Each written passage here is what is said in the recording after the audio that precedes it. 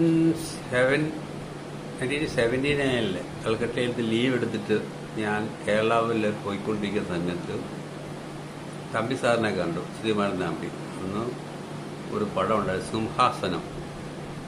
അപ്പോൾ എൻ്റെ കസിനാണ് അതിൻ്റെയൊക്കെ കൂടെ വർക്ക് ചെയ്യുന്നതൊക്കെ. അങ്ങനെ ഞാൻ ആ പടത്തിനോട് വർക്ക് തുടങ്ങി.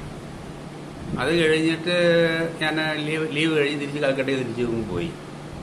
പിന്നെ എൻ്റെ ഒരു ഫ്രണ്ട് വേണുഗോപാൽ, നമ്മുടെ ചങ്ങനാശ്ശേരി ഒരു ജഡ്ജില്ലേ ഭാസ്കറിൻ്റെ ആളേന് ആണ് വേണുഗോപാൽ.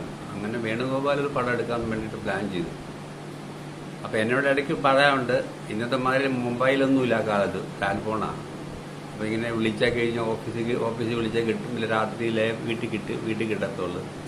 അങ്ങനെ ഒരു കാലഘട്ടത്തിലാണ് ഞാൻ യാദൃശ്യമായിട്ട് അറിയുന്നത് വേണുഗോപാൽ നമ്മുടെ രാസലീല എന്നൊക്കെ സിനിമ എടുത്തില്ലേ, തോമസ് ചായൻ, രാസലീല. അങ്ങനെ ആ കാലത്തിൽ അങ്ങേര് കാർട്ടിസ് തോമസ്, അങ്ങേരെല്ലാം കൂടെ ചേർന്നിട്ടൊരു പടം ആരംഭിക്കുന്നു എന്ന് പറഞ്ഞു.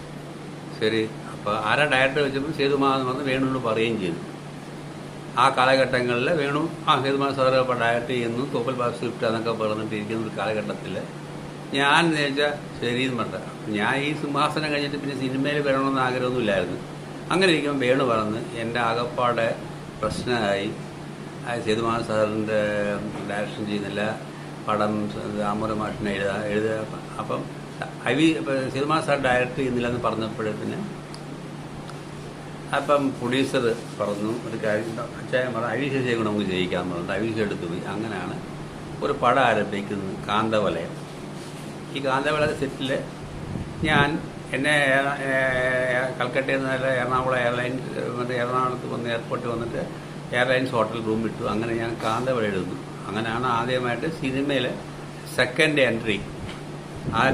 ഞാൻ എഴുതിയ ആ പടത്തിൽ ഞാൻ ഒരു സ്ക്രിപ്റ്റിൻ്റെ ഒരു കോൺട്രിബ്യൂഷൻ എനിക്ക് ഉണ്ടായിരുന്നു. ആ സമയത്താണ് തോപ്പൽ ബാസിയുടെ സ്ക്രിപ്റ്റും താമര മാഷ സ്ക്രിപ്റ്റൊക്കെ ഒന്നാക്കിയിട്ടുള്ള ഒരു കോൺട്രിബ്യൂഷൻ എനിക്ക്. അപ്പോൾ ഞാൻ എൻ്റെ അഡീഷനായിട്ട് 10-15 സീനും എഴുതിയിട്ടുണ്ട്.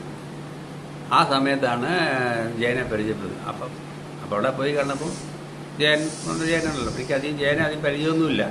സിനിമക്കാരെ ആദ്യം പരിചയപ്പെടുക ആകപ്പാട് അറിയുന്ന KP പ്രേം നസീറിനെയും ജയഭാരതി ആ കാലത്തിലൊക്കെ ഉള്ള കാര്യങ്ങളായി മദ്രാസിൽ നിന്നുള്ള പരിചയമുള്ളത്. അപ്പം ഇങ്ങനെ പരിചയപ്പെട്ടു. അങ്ങനെ വളരെ സ്മാർട്ടായിരുന്നു. ബോൾഗാട്ടി പാലൻസിലാണ് ഷൂട്ടിംഗ് നടക്കുന്നത്. അപ്പോൾ അവിടെ പോയി കണ്ടപ്പോൾ ജയനാണല്ലോ. എനിക്ക് ജയനെ അധികം പരിചയമൊന്നുമില്ല. പടത്തിൽ ലൊക്കേഷനിലെല്ലാം ഞാൻ അറ്റൻഡ് ചെയ്തു. അതെല്ലാം കഴിഞ്ഞപ്പോൾ ജയൻ അവിടെ സീമയാണല്ലോ ഹീറോയിന്. അങ്ങനെ ആ പടം കഥ എഴുതാൻ വേണ്ടിയിട്ട് അങ്ങനെ ജയൻ എനിക്ക് എയർലൈൻസ് ഹോട്ടൽ റൂമിൽ ഞാൻ പ്രേംജിയിൽ നമ്മുടെ പിറവിയിലൊക്കെ അഭിനയിച്ചൊരു പാർട്ടി ഉണ്ടല്ലോ, പിറവിയിൽ. അങ്ങേരുടെ കൂടത്തിൽ അങ്ങേരെ എൻ്റെ ഹോട്ടലിൽ എൻ്റെ ബെഡിൽ ഞങ്ങൾ ഒരുമിച്ചായിരുന്നു താമസിച്ചത്, ഒരേ റൂമിലാണ് താമസിച്ചത്. അപ്പം ഇപ്പം ജയനെ പറ്റി ഇങ്ങനെ പറഞ്ഞുകൊണ്ടിരിക്കുന്ന സമയത്ത് ജയൻ്റെ പടം. അന്ന് ആ ജയന് ഇത്രയും ആൻറ്റി വില്ലനാകെ പടത്തിൻ്റെ ക്യാരക്ടർ. മേരി ഹാൻസും പിന്നെ ക്യാരക്ടറുടെ പേര് അജ്ഞാതനാണ്. മേരി ഹാൻസും സീമയുടെ പേര്.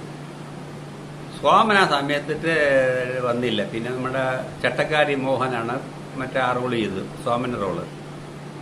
അങ്ങനെ ആ പടം ഷൂട്ടിംഗ് സമയം ജയനോട് ഭയങ്കര അടുത്തു. ജയനോട് എന്ത് ചെയ്യുന്നു, കൽക്കട്ടയിലാണ്. പുള്ളി പറഞ്ഞ് ഞാൻ എയർപോർട്ട്സിലാണ്. അതൊക്കെ ഭയങ്കര ക്ലോസായി.